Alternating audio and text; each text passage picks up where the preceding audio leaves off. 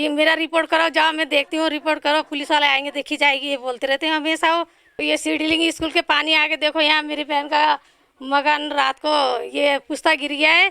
यहाँ पे क्या बोलते हैं, इनके बच्चे भी नहीं रहते, बाहर आर्मी भी रहते हैं। मेरे जस्ट पीछे, मेरे घर के जस्ट पीछे दीवार गिरी हुई है। हमने काफ़ी दिनों से इनको बोल रखा है कि दीवार गिरने वाला है, दीवार गिरने वाला है, लेकिन इन्होंने कोई रिस्पांस नहीं दिया। लेकिन हमने उनको बोला, तभी वो हमारे बात नहीं सुन रहे हैं, ऊपर से लड़ने के लिए बोल रहे हैं कि जाओ, जिसके पास भी जाना है, जिसके पास भी जाना है। तो मतलब सर, ऐसा तो नहीं होता ना सर। उत्तराखंड में मानसून का कहर आफत बनकर बरस रहा है। इस वक्त मौजूद हूं मैं देहरादून के सिगली गांव में। जरा मेरे पीछे इस दीवार को देखिए और इन तस्वीरों को देखिए, किस प्रकार से ये लगभग 30 फीट ऊंची दीवार जो है नीचे आ पड़ी है और यहाँ पर कई सारे घर भी हैं जो इसकी जद में आकर के फंस गए हैं। लोगों के अंदर खौफ है, ग्रामवासियों के अंदर खौफ है कि किस प्रकार से यहाँ पर रात को रुका जाए, क्योंकि मानसून कभी भी आ जाता है, कभी भी बरसात तेजी से होने लगती है, जिसका कारण ये इस प्रकार के हादसे बनते हैं और कई बार इन हादसों में जान भी चली जाती है। तो कितनी भयावह तस्वीरें होती हैं, अगर समय पर इनका ध्यान ना दिया जाए तो ये तस्वीरें अंत में किसी ना किसी की जान ले लेती है। यहाँ पर बहुत सारे ग्रामवासी भी मेरे साथ मौजूद हैं,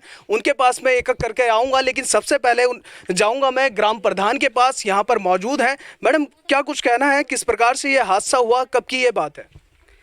ये मेरे पास तो सुबह 5:30 बजे फ़ोन आया था। उन्होंने ये बताया कि यहाँ पे हमारे घर के पीछे की जो दीवार है वो गिर गई है और हमारा घर बच गया, लेकिन जो दूसरा घर है वो उसमें बिल्कुल अटैच हो रखा है पुश्ता, और उसमें आके रुक गया है। तो फिर हम लोग जब यहाँ पे आए सुबह तो 6 बजे देखा तो काफ़ी बुरा हाल था। ये लोग काफ़ी डरे हुए थे कि हम 3:30-4 बजे से बाहर ही बैठे हुए, डर की वजह से अंदर भी नहीं गए कि हम मतलब वो जो घर की मालकिन है वो कहने लगी, हम मतलब इतना डर बैठ गया कि मैंने सब बच्चों को उठाया कि आप बाहर आइए और मतलब बाहर खड़े रहो, ये कभी भी कुछ भी हो सकता है।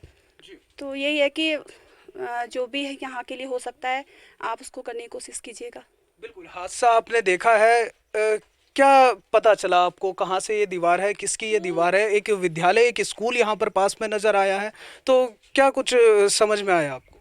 वो यही है कि जब यहाँ पे ये अब इतना तो मुझे पता नहीं, लेकिन जब ये पुश्ता बना है शायद उसके नीचे फाउंडेशन नहीं थी, मजबूती नहीं थी, और जो पानी का जो रिसाव है वो पूरा सड़क से, गांव का पानी भी वो सारा इधर की साइड ही आ रहा था।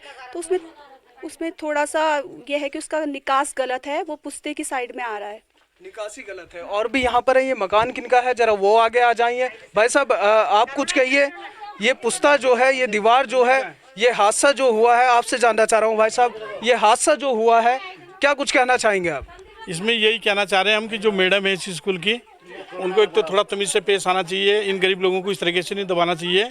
जिस तरीके से सुबह मैंने अपनी आंखों से देखा, जब उन्होंने कहा कि कोई मर तो नहीं गया, तो ये बात कोई अच्छी नहीं है इस चीज़ की।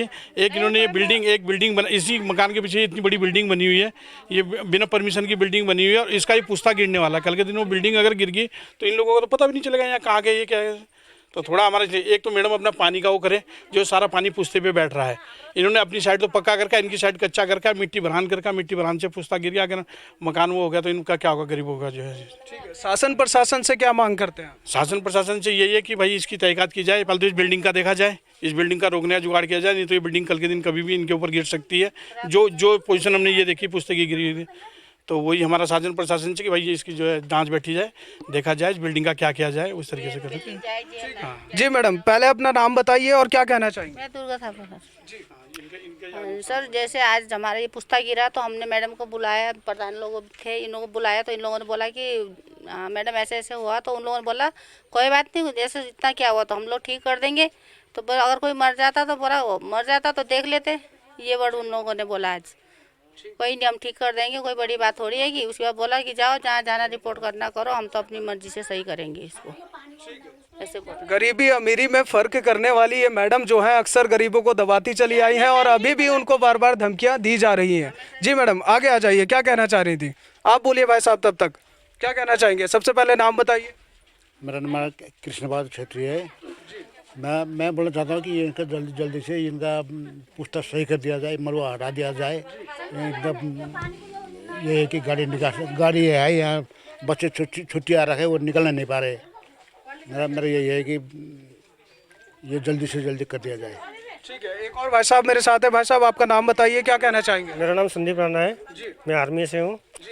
और हम लोग तो साल में 1-2 बार ही आते हैं। और मेरे घर की स्थिति ऐसी है, रात में पुश्ता गिरा तो हम लोग मैडम के पास गई, वो गर्म हो गई। तो बोल रहे कि ये ऐसे फलाना ढिकाना बोल रहे थे। मुझे और कुछ नहीं चाहिए, मुझे तो सेब चाहिए, क्योंकि हम लोग बॉर्डर में ड्यूटी करते हैं और मेरे घर वाले भी मुझे सेब चाहिए। आपने इसकी शिकायत कहीं आगे जाकर की है? आगे हमने इसलिए नहीं किया कि थाने थुने में किया है, गांव की बात थी, चलो हो जाएगा बोल के, वो हुआ नहीं अभी तक। ठीक है, बहुत बहुत धन्यवाद आप लोगों का। जहां तक अभी तक बात साफ नजर आई है कि यहाँ पर जो है कुछ फर्क किया गया है गरीबी और अमीरी में। एक तानाशाही प्रिंसिपल मैडम जो है नीचे बसे हुए लोगों को, ग्रामवासियों को दबाने की कोशिश कर रही है। आप जरा इस हादसे पे एक बार फिर से गौर कीजिए। यदि इतना मलबा किसी मकान के ऊपर आके गिरता, जैसा कि पीछे एक छोटी सी दीवार टूटी है वो मकान के पीछे आके गिरी है, तो शायद ये मकान जो है सुरक्षित बचता, कोई ना कोई जरूर यहाँ पर बड़ा हादसा होना होता। अब देखना होता क्या मौके पर समय पर इन हादसों से बचा ना जाए, क्योंकि यदि जाने अनजाने में हादसों का सबब बनती ये मौतें अगर सामने आने लगी तो ऐसे में बड़ा नुकसान जो है ग्रामवासियों को उठाना पड़ सकता है। नमस्कार, मेरा नाम अनीता थापा है। मैं भूतपूर्व ग्राम प्रधान भी हूँ। मैं स्कूल मैनेजमेंट कमेटी से अध्यक्ष भी हूँ।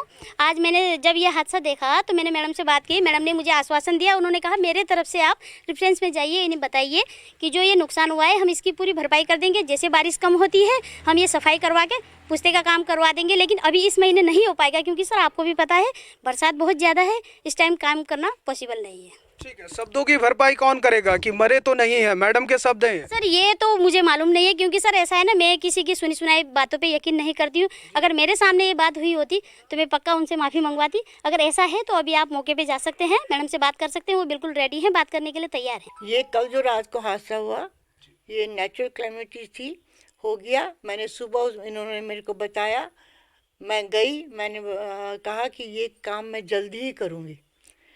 जो जहाँ तक गिरे इनके घर के सामने गिरने के सवाल है वो कल सफाई हो जाएगी।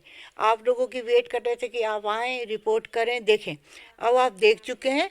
इसके बाद मैं मज़दूरों को बुलाकर प्रॉपर तरीके से उसकी सफाई कराऊंगी, और सफाई कराने के बाद में जो आपकी त्रिपाल होती है, जिसको त्रिपाल, लंबी त्रिपाल, उसके ऊपर लगवा कर, ताकि बारिश से फर्दर डैमेज ना हो, ये किया जाएगा। और जैसे ही मौसम साफ़ होगा पूरा का पूरा प्रॉपर तरीके से पुश्ता लगवाने की जिम्मेदारी मेरी है, और मैं जैसे ही मौसम ठीक होगा इस काम को तुरंत करवाऊंगी। गरीबी अमीरी में फर्क करने वाली सिडलिंग स्कूल की ऑनर की आज कुदरत ने शायद इस अमीरी गरीबी की दीवार को गिरा दिया है। ये दीवार क्या है मैं आपको दिखाता हूँ। मेरे सामने इस नज़ारे को आप देखिए, जो अभी तक गांव वाले नाराज़ थे।